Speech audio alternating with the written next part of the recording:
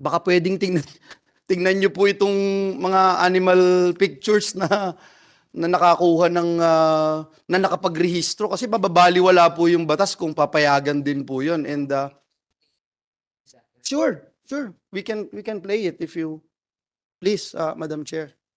Sige po.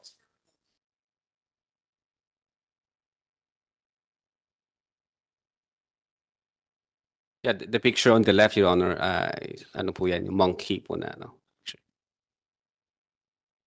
Buti nga nakangiti po. Kasi kung hindi, baka hindi yung binagbigyan yan. Kagabi lang yan, dinemo namin, ma'am.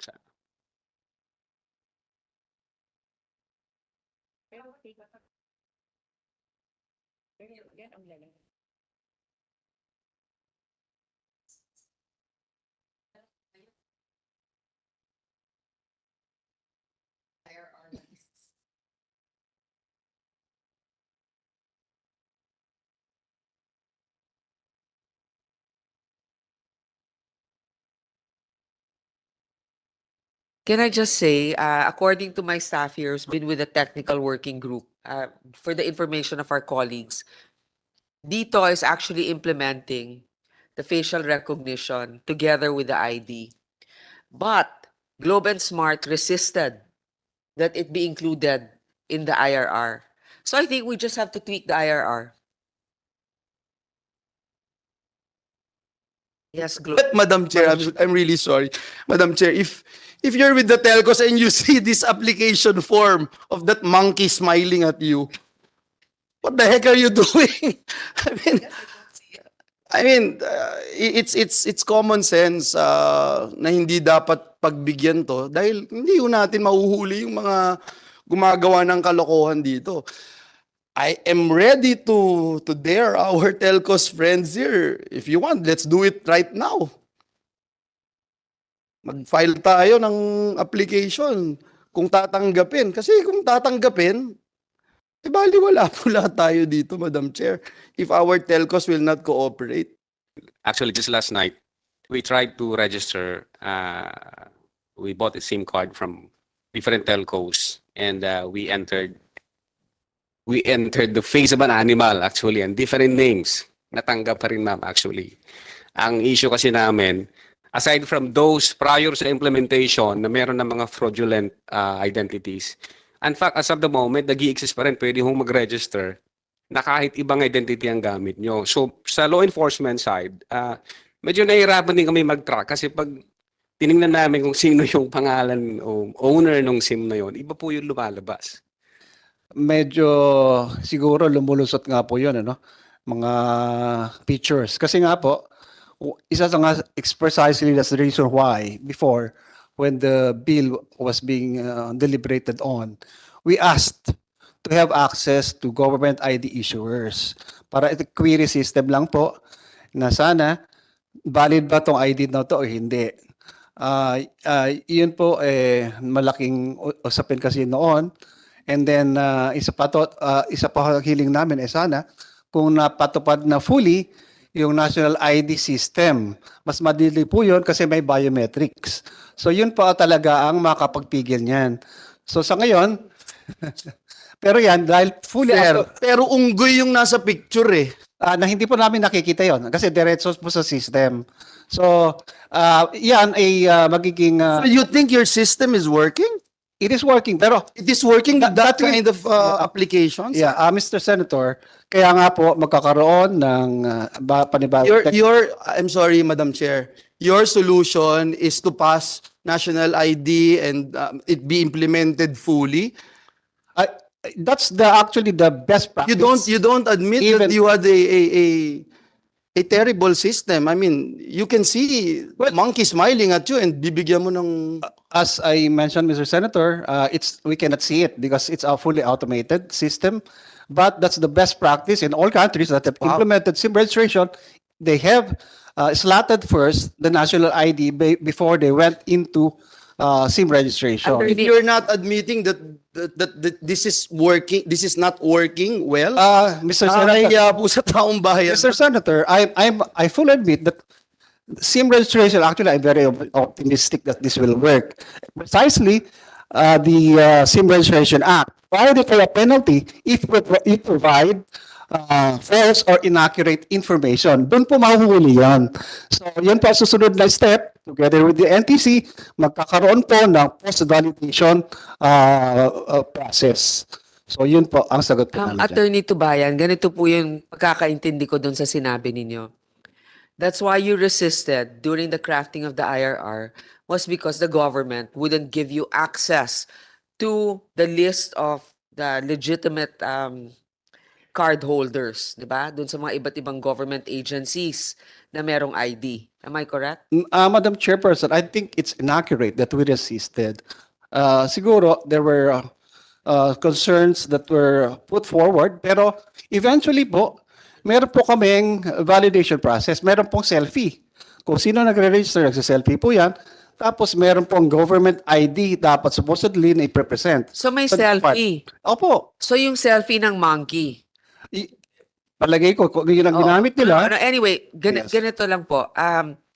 What I'm trying to say is because, well, as you said, maybe it was misinterpreted. You didn't really push for not including that biometrics or live facial recognition. It's actually looking like what we have now is not really sufficient. So we will have to go back to the drawing board and probably with the cooperation of the NTC, ma'am, maybe we can amend the IRR, no? Yes, ma'am. With the with the results of the investigation now and yung challenges sa implementation, we can go back po. And specifically now, since we are doing na rin naman po the post registration validation, then we will include po all those other things that needs to be addressed. Sige, ma'am. Actually, attorney, what you're saying about the national ID would really help a lot of problems in our country. In fact, that's why we're always calling for a hearing. PSA, nasa na yung national ID na yan. But in the meantime, and also, it's good to be redundant. Even when we have that ID in place, at least we also have this other safeguard, which is another layer. I'm not saying all of us here are playing catch up with technology. So the blame is not all lodged on one particular group. But of course, we have to keep updating. And it's frustrating. Yun nga, it's adding insult to injury. Pag nakita mong nakangiti pa talaga yung monkey, di ba? Pero, but I would like to commend our NBI chief, Lotok, for making an effort to demonstrate to us that it's really a problem. Because if we don't see something like this, we wouldn't know the extent of how easy it is to actually fraudulently register. That's all. Madam Chair, can I continue asking questions? Let me ask the other telco company, do you have the same know your customer procedures? Yes, sir, please. Yeah, good afternoon po. For dito, since we have implemented three features no of the SRA. So first is the ID OCR that basically replicates no the data or information that you can see in the ID into the data fields no of the SRA. The second is the face liveliness where the SRA platform recognizes or finds traces of biometrics. Which means hindi lulusot sa inyo yung nakangiting monkey. Supposedly, sir. Supposedly. Thank you for that. And also, sir, there's the face matching where we face the IDs no to the selfies. Okay. So, Just for kasi magse-session na ho kami. Sa isa pang telco company, Smart ba nandito? Do you have also the same feature na itong mas maayos na know your customer procedure?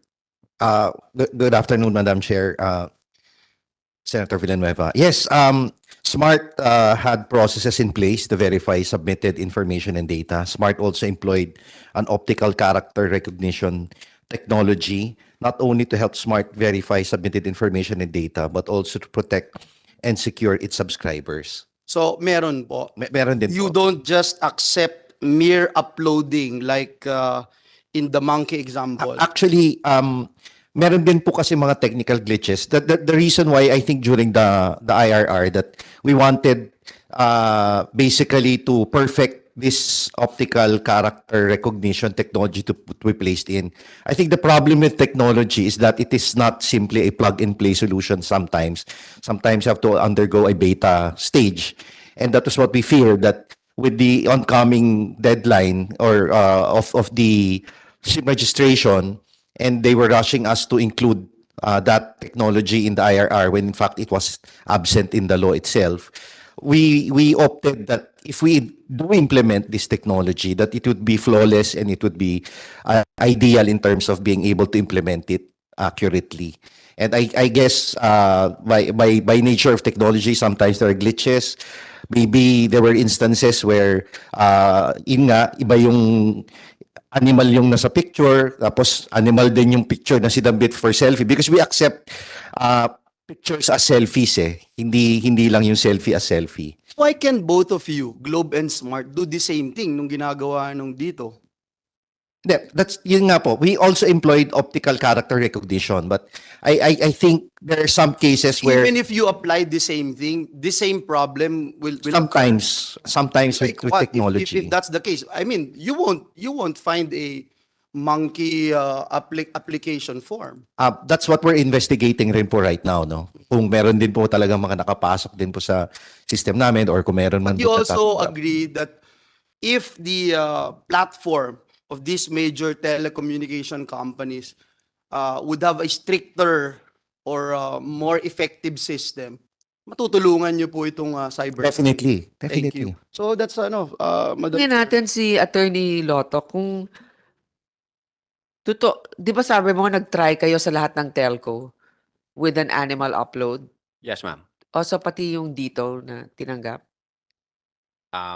I-forward ko na lang yung video, ma'am, later. Oh, Lahat, ma'am. okay.